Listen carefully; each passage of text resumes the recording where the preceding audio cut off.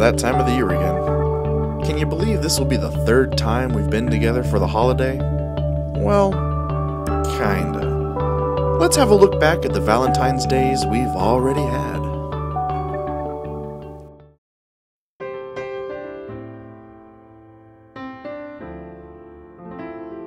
It was our first official date, and I was nervous like crazy. This date had to be perfect. You looked so beautiful. I was the luckiest guy. Now, most guys take their girl to an impressive restaurant. I took you to a pizza place. But, let's be honest, it's the best pizza around. Except for your dad's, which you remind me of even to this day. After we ate, I drove you to Pullman Square, but not for a movie, for Starbucks. We got our drinks and walked around the city holding each other's hands.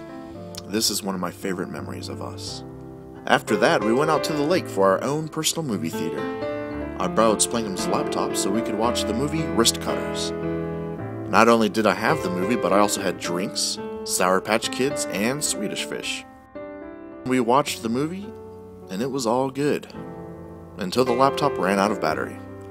Luckily, kissing was an easier option than trying to get the computer to come back alive. After that night, it became kind of a crazy year for us both. We fell away from each other. You had a different guy at one point, I had a different girl at another. But at the beginning of a new year, we found ourselves back together again.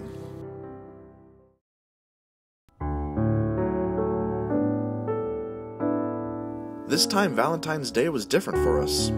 Firstly, I was on the complete other side of the nation for school, and secondly, we were on again, off again so many times, I think even God lost track of where we were relationship-wise.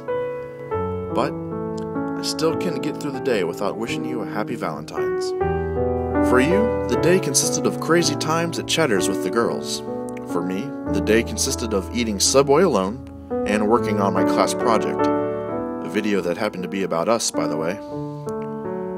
I called that night and we talked for a long time, and had quite the time. You were probably in the middle of your quad on the futon, and I was sitting in the hallway next to the smelliest bathroom ever.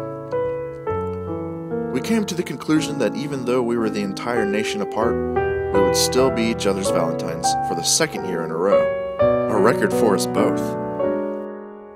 The rest of 2010 also had its ups and downs, and again consisted of you being with another guy and me being with another girl.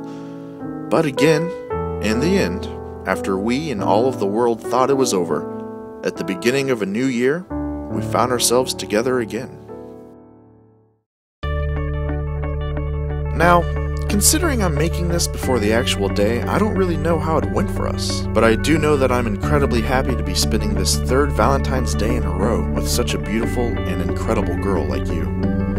It's been one crazy, insane, fun, ridiculous, sad, long, beautiful, dramatic, depressing, helpful, mysterious, jolly, nerve-wracking, silly, scary, bittersweet roller coaster of a time, but I couldn't think of anyone else to spend it with than you.